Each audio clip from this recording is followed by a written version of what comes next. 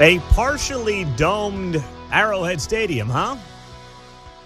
That's where the conversation's now going. I don't get it. I don't think that's the missing piece to the puzzle here, but I appreciate what Missouri Governor Mike Kehoe is going for. 6:04, great to be here with you on a Wednesday morning on KCMO Talk Radio 95.7 FM. John's got the morning off. Mark didn't wear a hat, so I didn't recognize him, so I didn't know who is here from the staff today, but now I see it is you, Mark. Good morning. Good morning. Yes, I decided with some visitors coming to the station today, I'd try to look respectable. Oh, wow. Jeez, I can't believe it. Talk about a bombshell. Mark's trying to look halfway decent. Hell's about to freeze over. Well, anyway, we've got Mike Kehoe, the governor of Missouri, telling the Associated Press that he is intrigued by the idea of making Arrowhead conducive to an all-weather protective environment without being a full dome. He told this to the Associated Press yesterday. He said he would look at some of the structures in Europe that may have some sort of fabric device that goes over it. Now, of course, the Chiefs played in Frankfurt, Germany last year or 2 years ago now, November of 23, against the Dolphins at a stadium that opened up in 1925, has been renovated numerous times, and has a flexible, translucent roof membrane supported by cables that can be opened or closed depending on weather. Now, I guess that stadium in Frankfurt did not have concrete cancer like the K. But anyway, it's clear to me, and we're trying to get the governor of Missouri on the show tomorrow if we can. He couldn't make today work. We'll see if we can get him on tomorrow. It's clear to me that Missouri's feeling the heat from Kansas. It's clear to me that Missouri has seen some of the reporting from myself and Keatsman over the last few days, suggesting that the Chiefs are continuing to explore Kansas, and those conversations are getting more serious. As I noted last week, the move in Kansas for the Chiefs, if they were to make it, would be a 65,000-seat domed stadium, retractable grass, 435 and 70 out in KCK. And then Keatsman followed up my reporting on Friday with his own exclusive, sharing that the Chiefs would be looking to basically partner with NASCAR on some type of development out by the Speedway.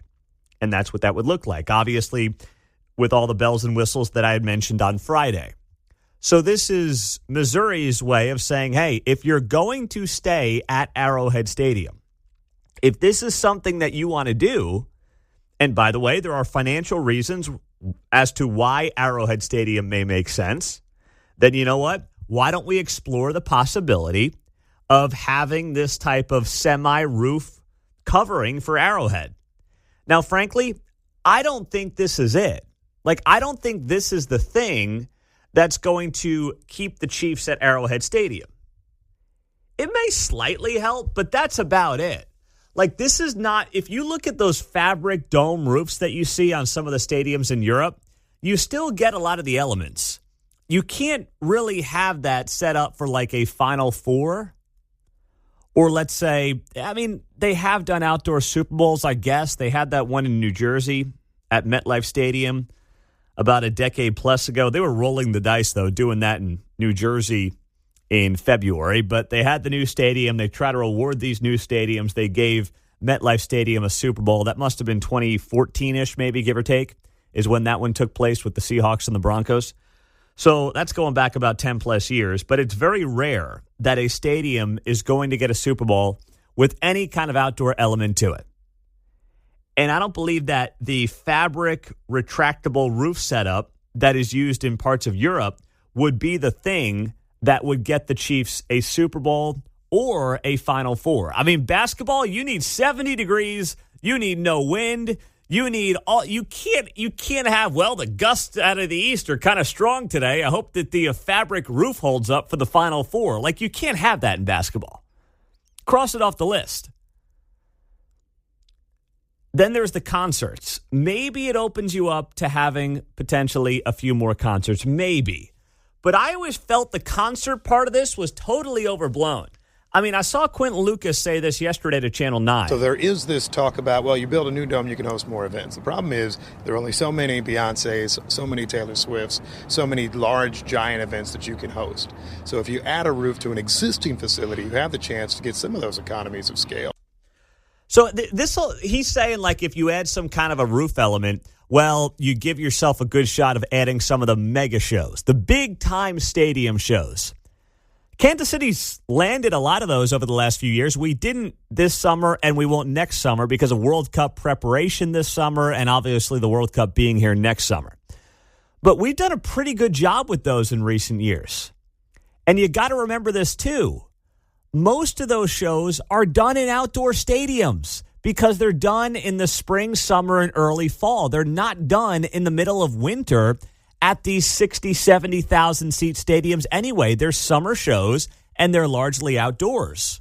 Yeah, the only big concert I can think of that's coming through this winter is Brandon Lake that just happened over the past weekend. Yeah. And maybe like he could sell out something like that in the winter, but other than that, everything's coming by in the summer. Everything's in the summer. Look at some of the biggest shows. I mean, Morgan Wallen, a lot of those outdoors. Unless it's like the new Vegas stadium inside. Coldplay had a big summer tour, mostly outdoors. Foxborough, where the Patriots play. They played at Camp Randall, where the Wisconsin Badgers play. Nashville, Denver's outdoors. So they mostly do these things outdoors in the summertime. That Arrowhead does not preclude you from getting the top stadium shows. So it really comes down to what matters to the Chiefs. Are they enticed by ancillary income out in Kansas? Do they want to put about $1 billion of their own money into that stadium to make that happen, which they'll have to do even if the Star Bond works out perfectly at 70%, which I still question whether or not they can figure out a way to drive enough revenue to raise that kind of money to pay off 70% of the stadium and the bonds? Or do they say, you know what, we've got a great thing going? Sure, we'll look into some kind of a retractable roof situation, knowing full well it's not going to change a lot when it comes to the events or concerts you may not get or may get. It may help you, in the summertime with a concert or two if it's going to rain, thunderstorms, things of that nature. But what's important to them?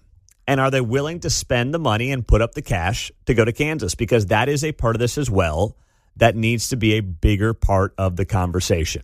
So if we can get Governor Kehoe on tomorrow, we will do that and get it to you right here on KCMO. Now, speaking of the Chiefs, would Andy Reid make a good general in the military? Yesterday was Veterans Day, and the President of the United States was on with Pat McAfee. And they're talking about NFL coaches making great generals, and here's what the President had to say. That's true. I appreciate that, Mr. President. Obviously, you look around the NFL, there's a lot of great leaders that are coaches. Have you ever looked and thought, like, one of these guys, who would be a great president for the United States of America? We got Dan Campbell, we got Mike Vrabel, we got Matt LaFleur last night. You ever think of these guys? Nobody's saying him. Who could possibly be a great president? And by the way, they were, we had the great Philadelphia team here, and that he's some coach, too, by the way. Coach Sirianni, Paisan. He's great. They're all, you got a lot of talented people. I've often thought, strategy-wise, you see some of the good strategy. Every once in a while you see some pretty bad strategy, too. We can name plenty of that. But you see strategy. I've often said we go out and we get the best 4 or 5 coaches, put them in a room if you go into war, and you use them as because they do it. Ultimately, it's all about strategy. It's about attack. It's about, what angle. Give me the angle of attack. I'll bet you some of these coaches would make great warring generals, and I would say I would not. Who would make a great warring general, Mark, when you think of all-time or current NFL coaches? I like Dan Campbell for the Lions. I don't think Andy Reid's it, though. I think Andy would be a brilliant strategist, but I don't think Andy's the rah-rah Ike kind of a war general here that we've got. He could maybe be one of the 5. I don't know if you'd want him as the top one. I mean, Bill Belichick comes to mind just because he comes from a military family, so he kind of has that in him. He's pretty strict with his regiment there. But I don't know about the rah-rah type stuff. See, I actually think Spags would be better. Yeah. As a military general. Like, I think Steve Spagnuolo would make a better military general than Andy Reid. His wife would feed the troops going to war. Yes, that'd be nice. Cook him a nice home-cooked meal. And, hey, don't forget our own Ike, Dwight Eisenhower. He was a player on the Army football team and later coached the junior varsity at West Point after a career-ending injury. So we've got some roots here when it comes to guys playing football, coaching football, and then going on to great war careers as generals. Dwight Eisenhower would be at the top of that list. But I was thinking about it as Trump and McAfee were having the conversation on NFL coaches being war generals. And I'm like, Andy's too much of a player's guy. He is. And that's what makes him great. That's part of what makes him great. But he's not the dude that's going to be the in-your-face war general, no-nonsense kind of guy. So it works for some of them, but others, probably don't foot the bill. That's okay. There's no problem. You're good at what you're good at. But the Warriors want to fight for Andy, though, I will say. Well, that's a good point. That's a good point. There's something about him. His guys love him. Touche there, Mark. Well, coming up, let's go to D.C. Of course, the government is set to, God willing, reopen today. The House is going to vote on the Senate plan. What is happening locally, especially with two of our members of Congress here? Emmanuel Cleaver, where is he at? Sharice Davids, where is she at? Are they going to vote to reopen the government after pointing the finger at Republicans for the better part of 41 days? We have the answer for you next on KCMO. So we got a shutdown that is hopefully going to end here coming up today. The House will vote on this today. We'll have Mark Alford on the show just after 7 o'clock this morning. Make sure you're here on 95.7 FM. Set the preset right now on one of those 6 little buttons that you've got on the radio. Or, of course, stream us on the KCMO or the iHeart app. So the question I have is, we know that Alford's going to vote to open up the government. What about two of our other area members of Congress, notably the Democrats?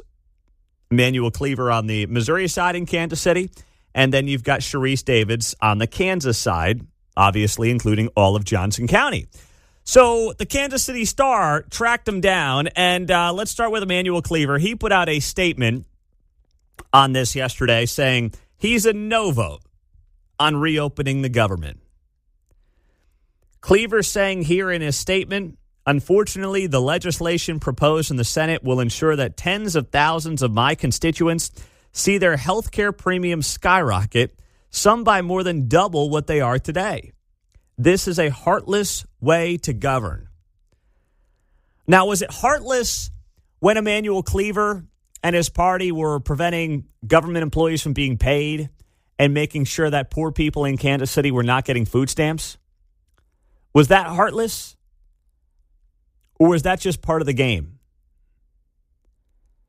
Was that a heartless move, let's be clear, by the Democrats to the people of Kansas City?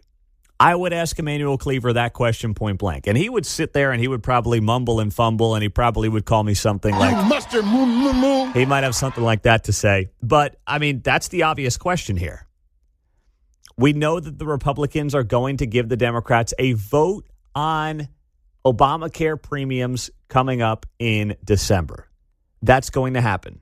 Roger Marshall, the Kansas U.S. Senator, he's going on CNN and other places. He has said and made it loud and clear that they will have a health care plan coming up in December. Is that something that can be done on a bipartisan basis? I sure hope so. Because one thing you have to admit, Republican, Democrat, Independent, Obamacare is not working. If it has to be subsidized to the tune of hundreds of billions of dollars to make it somewhat affordable for the American people, then it's not affordable. It cannot be dubbed anymore the Affordable Care Act. In fact, I think that when we refer to the ACA, the Affordable Care Act, also known as Obamacare, we should call it the UCA, the Unaffordable Care Act, because it is completely unaffordable unless the government is kicking in a big part of the bill. And if the government has to kick in $150 billion, it ain't affordable. I'll do my Biden whisper. It's not affordable, man. It's not. Come on, man. It's not affordable. So Emmanuel Cleaver's playing partisan politics, and you'd think that the guy who just got redistricted into a reddish district would maybe play the game, but apparently he has no interest in doing that. So also, he's done come next year. If you needed any kind of confirmation that Emmanuel Cleaver was done as a member of Congress in January of 2027, this was it. And then there's Sharice Davids on the Kansas side. Sharice Davids has not said yet how she's going to vote on the legislation today. A spokesperson for her office did not respond to 2 requests for comment to the Kansas City Star. Now, this is interesting to me because the Congresswoman in Kansas has, to her credit, done a pretty good job walking this fine line of being a moderate. She has insisted over the last several weeks that what we really need here is both parties to come together. She even said as much on her social media page 2 days ago on Monday. Kansans right now have a whole multitude of things they're having to worry about: rising costs, everything from gas to groceries, the healthcare issue. You know, we're at crisis proportions here. If Congress doesn't act, folks are going to lose the tax credits that have saved somewhere around $700 a year for about 160,000 Kansans.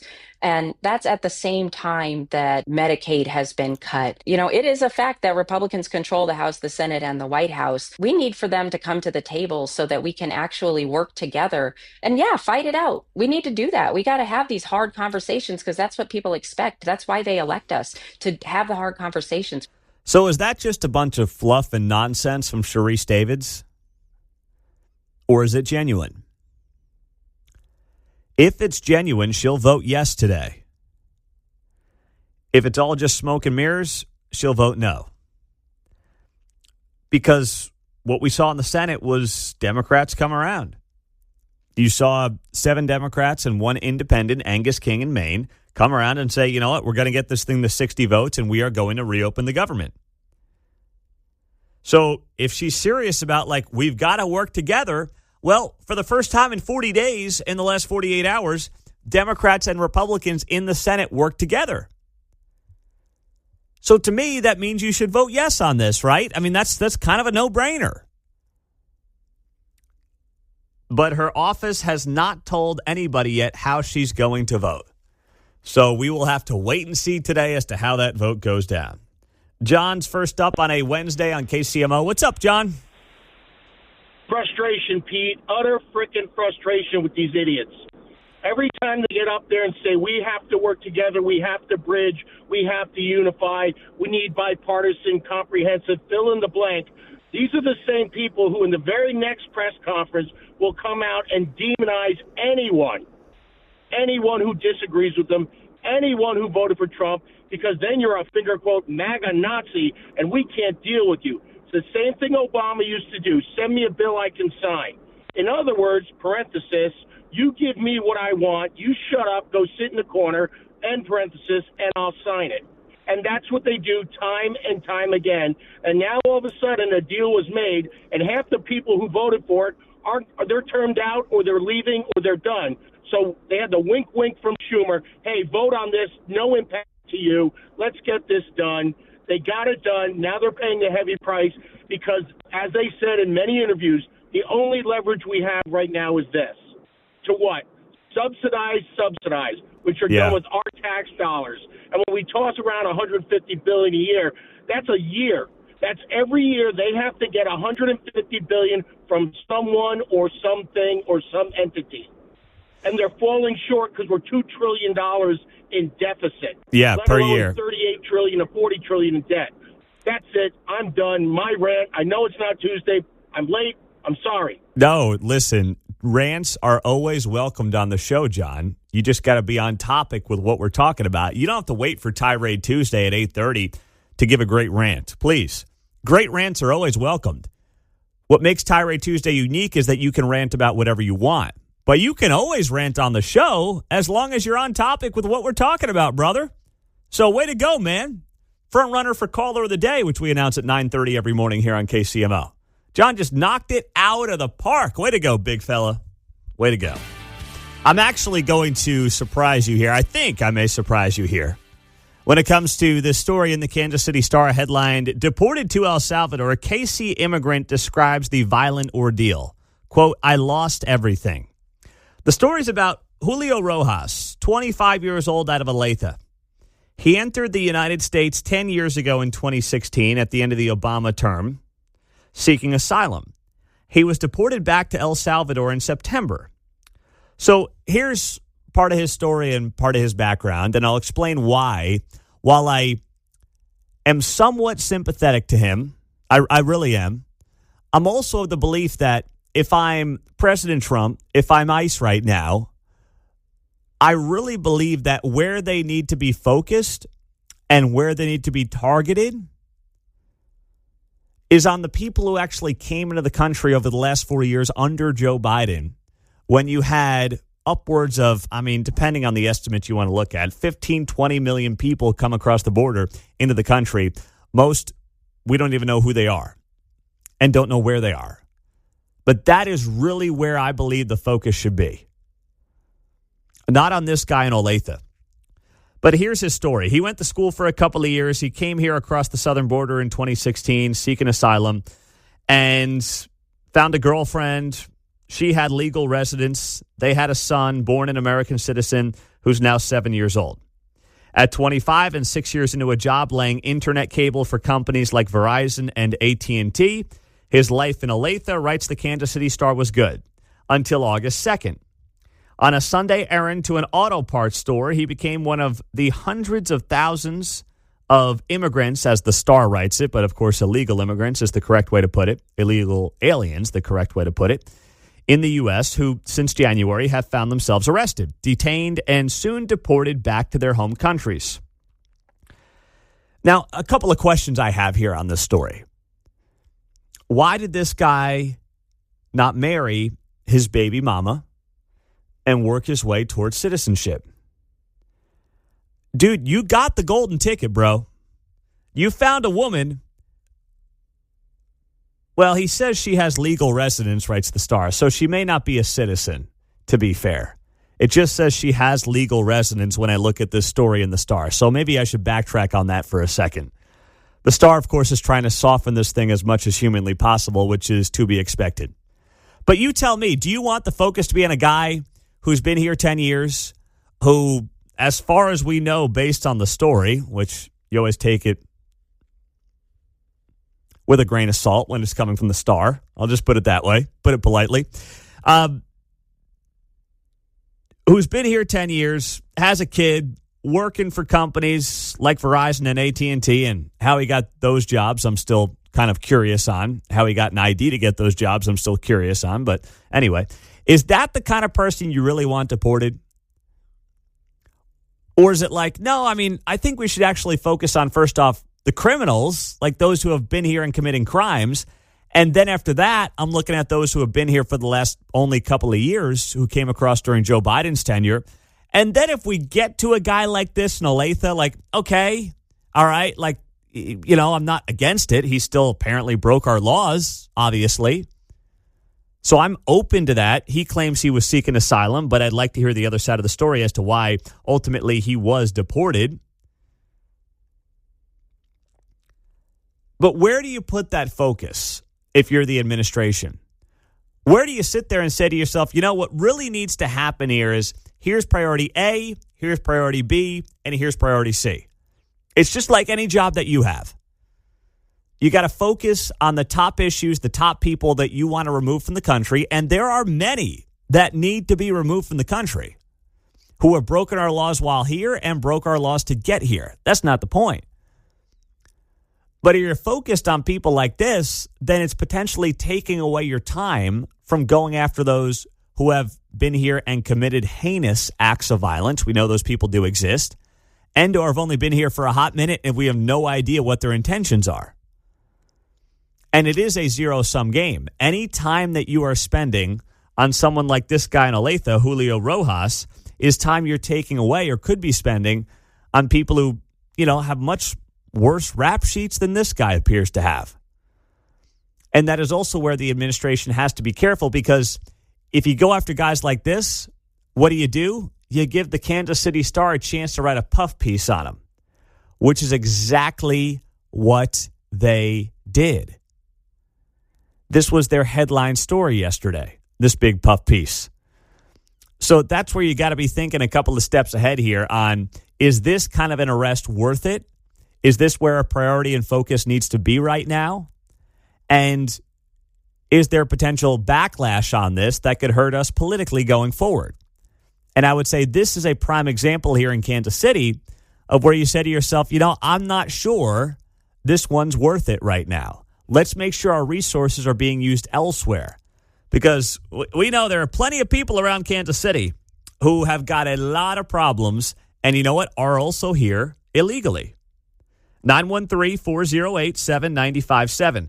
Pete, I've got to disagree with you on this one. The focus should be on any person illegally in our country, not skipping over some to get more recent ones. Also, if he was laying fiber lines for those two companies, he was just a contractor for a different company, not working for AT&T or Verizon directly. Fair point. Very fair point regarding who he's working for. And I also think that the companies should be investigated here as well. I mean, I think the companies you have to look at and you have to say to yourself, okay, what are they doing? What are their hiring practices like? And is there a way to slap these guys on the wrist as well in this whole thing? 913-408-7957. Good morning, Pete. Listen to you as always. Curious, what other crimes do you think we should ignore or take lighter because it's been 10 years? Well, I'm not saying you take crimes lighter than others. I'm just saying you're hyper-focused on those who are committing the most heinous acts of crime when they're here in the country. That's what I'm suggesting. And that's where I want to make sure all the focus is for this administration, because the reality is they can't deport 20 million people. Not because I don't want them to, but because they don't have the bandwidth to do it, right? They don't. So knowing full well you got to be realistic about this, knowing full well that you have to look at these numbers and say, you know what, the reality is we are not going to remove all these people from this country. We just can't do it. Now, some are self-deporting. That's been encouraging over the last few months, but we're not going to be able to remove all these people. So the people I want out first and foremost at the top of the list are those who have committed crimes once here. Then I'm going, yes, kind of a last in, first out, kind of like the business model, LIFO, as they call it, last in, first out. Get them out. And then if I'm working my way to Julio Rojas, okay, fine. I mean, I'll get there eventually. But I do think there has to be a structure here in how you do it. Now, if they stumbled upon this guy and there's more to the story than meets the eye, totally different deal. And I'll try to find out from local law enforcement what exactly the story was. But you know how hard it is to get information out of people when it comes to things like ICE or Border Patrol. I mean, that is going to be tough. So if there's more than meets the eye on this story, I'll do my best to dig it up. I really will. But if not, I do think that targeting this stuff in a more effective way that protects you politically is the move for the administration. Well, thank you again to all our friends at the Battle Within yesterday. We had a great Veterans Day show. We appreciate them being partners of ours, and we are happy to help them and bring awareness to what they do here in Kansas City. They're amazing 5-day program that helps veterans and first responders on their battle and journey with PTSD. They have been operating in Kansas City for 10 years. They have now raised millions of dollars, many from you in the audience over the years, and they are now helping veterans not just in Kansas City and first responders, but also folks all over the country. And a lot of shows obviously had a veterans element to what they did yesterday, including one of the biggest sports shows, Pat McAfee, ESPN. He hosted his show yesterday, and he had on the President of the United States. And it was an outstanding interview. And ESPN, which obviously has a lot of people there who do not like and did not vote for Donald Trump. Pat McAfee said, you know what? I don't care.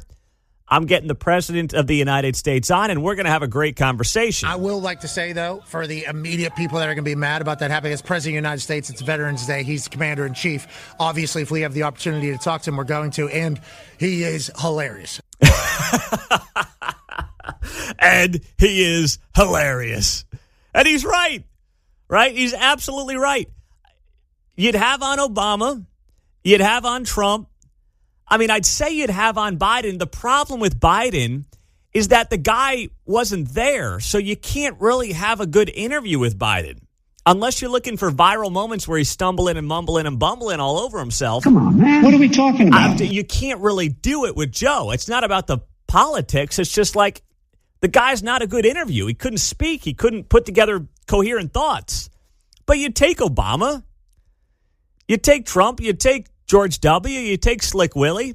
You do all of that because it's Veterans Day. That's why you do it.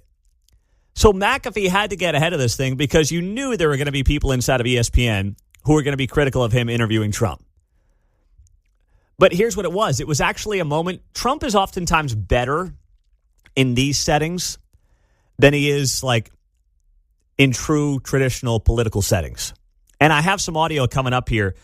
The big interview that's getting way more attention than McAfee is this interview he did with Laura Ingraham. And I thought he had himself a bad night in the interview with Laura Ingraham. I'll get to that coming up. But he had a great day in the interview with Pat McAfee because it humanizes Trump in a way that he doesn't get in other settings. And here's one example of that. And that's one big ooh-rah! New Marines, Mr. President, just ooh-rah'd the hell out of you there for what you just said about that's good. Well, we love them. They are a special group indeed. Mr. President, have you ever done an ooh-rah to a bunch of Marines? Not the kind that I just heard. I just heard a level of professionalism with the way they did it that I don't think anybody can match it, to be honest. That's very impressive. Mr. President, why don't you drop one? Mr. President, why don't you drop an ooh-rah real quick? I will. Hoorah!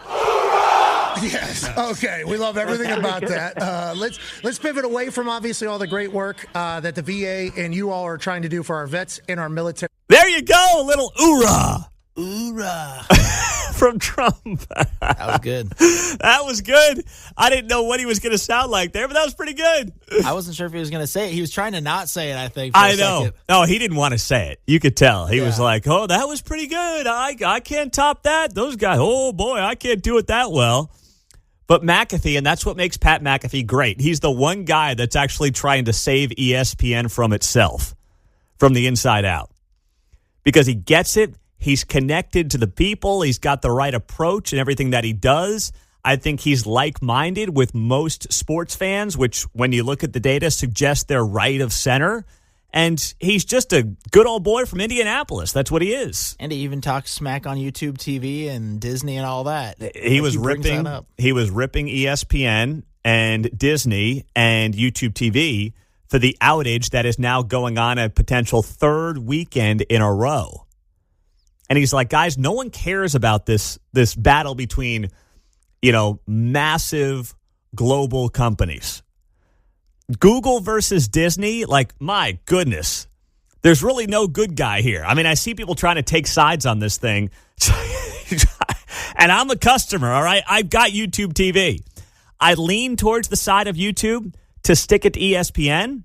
But at the same time, it's not like I'm getting behind the little guy here, right? It's not David versus Goliath at all. It's Goliath versus Goliath. There's no good guy in this one. There isn't. And McAfee basically noted that as well last week. So between his interview with Trump yesterday, humanizing him, in many ways it reminded me of the Jimmy Fallon interview that Trump did from 2016, where Fallon kind of rubbed his hair and it humanized Trump. It wasn't that scale. It won't get that much attention, but it puts Trump in a different light that actually does him very well. So nice job by everybody involved. One of our last callers there just brought it up. As the Chiefs continue to explore the Kansas side of the state line, this came from Governor Mike Kehoe in Missouri yesterday, who we're trying to get on the show for tomorrow morning. Hopefully we can make that happen. I keep hearing from Little Birdies he's going to be up in the Kansas City area today for a couple of events. I don't know exactly what they are. I believe they're more political in nature, but hopefully he can swing by tomorrow, especially after he tells the Associated Press yesterday that he has floated out the potential of a dome-ish setup for the Kansas City Chiefs at Arrowhead Stadium. He told the AP There's some interesting architectural improvements to make to Arrowhead that could be conducive to an all-weather protective environment without being a full dome. He says here, I would say look at some of the structures that are in Europe that may have some sort of fabric device that goes over it. Of course, he's probably in part referring to when the Chiefs played in Frankfurt in 2023 against the Dolphins. And that stadium, which opened up in 1925, now has a flexible, translucent roof membrane supported by cables that can be opened or closed depending on the weather. Kehoe says this is one way to preserve its famous outdoor environment while still providing an indoor-like option that's often preferred for major events such as a Super Bowl. So I understand why Kehoe's doing it. I think he's feeling the heat from the Kansas side with some of the news that we exclusively shared here on KCMO, that the Chiefs are continuing to explore a 65,000-seat domed stadium out in KCK, retractable grass, the whole deal, the whole 9 yards. And he's trying to figure out if he can basically keep the Chiefs in Missouri, and maybe one of the ways to do it is with this kind of quasi-roof setup. The only major event to me that this would work for is a Super Bowl. That's it. Because you're not talking about a true retractable domed roof. You're talking about like those setups of those European soccer stadiums where it's like half in, half out. That's really what you're looking at here. Now, the Super Bowl has been outdoors as recently as New Jersey back in 2014, I believe it was, when the Broncos played the Seahawks. And that was once again because the Giants and the Jets built that new stadium. They usually reward new stadiums. They threw it there in February. It worked out. You probably wouldn't want to do that again, though. The Chiefs may get a Super Bowl at Arrowhead if they have this retractable roof setup where it's still kind of outdoors, but kind of not. You'd be rolling the dice in February, but you could probably do it. You can't do a Final Four there, let's be clear. You just can't. I mean, you cannot have any outdoor element for a basketball game, okay? There can't be a mist on the court. There can't be a nice 10-mile-an-hour wind out of the southwest. All right, well, there, that ball's up for three. It looks good. Whoa, the wind took it at the last second, and it's off the back iron. See Iron Eagle in the Final Four. Calling a game. Here comes KU. Final play against Duke. Championship on the line. Three-pointer from Jones. Oh, man, the wind took it at the last second. And Duke takes the championship in dramatic fashion. No, you can't do that. Okay? And then the other part of it is when it comes to concerts, the concert thing is so overblown. So overblown. Most of the stadium tours are in the summer. Arrowhead is not going to get more shows or fewer shows because of an indoor element on a 70,000-seat stadium. Those shows, Taylor Swift, Beyonce, Coldplay this last summer, most of those shows are in outdoor stadiums. They happen in the summer. They don't happen in the winter. So that's really a non-factor. So I think the whole thing is largely overblown, but I think Kehoe has taken out every last stop that he can because he knows he's up against it. And for that, I can't blame him. Let's go to John. He is in Topeka this morning. John, what's happening, my man? Good morning, Pete. Many years ago, before Obamacare was passed, I was listening to a very popular radio talk show host, and he said, quote, "This Obamacare, if passed, I think is a major step towards a single-payer system because this is destined to fail. Mm-hmm. Because they're setting it up in such a way that it is going to fail, it's going to cost way more, and they're going to offer a cheaper way to get out of this to everybody, and everybody's going to say, yes, I'll take it, and they'll all vote for it." He goes, and that's going to be the death of our healthcare system as we know it. Well, you're right. I think that for many people was hopefully part of the plan. It would basically collapse into a single-payer system, which was the end game for many folks involved at the time. But also Republicans have got to get their act together. They got to actually put together a plan. Roger Marshall says that they will have one. Thank you, John, by the middle of next month. Here's what Roger Marshall said, Kansas U.S. Senator, of course, a former doctor by trade, on CNN last night. Let's take that $150 billion we're giving insurance companies, give about a third of that back to patients, to consumers, to set up their own health care savings accounts. Beyond that, there's work to be done with roll back the PBMs when it comes to prescription drug prices. Trump RX is going to be something else that'll work. We can expand access to association health care plans, to ministry plans as well. We want to set up high-risk pools, reinsurance pools in every state as well. So there's a lot of things we can do.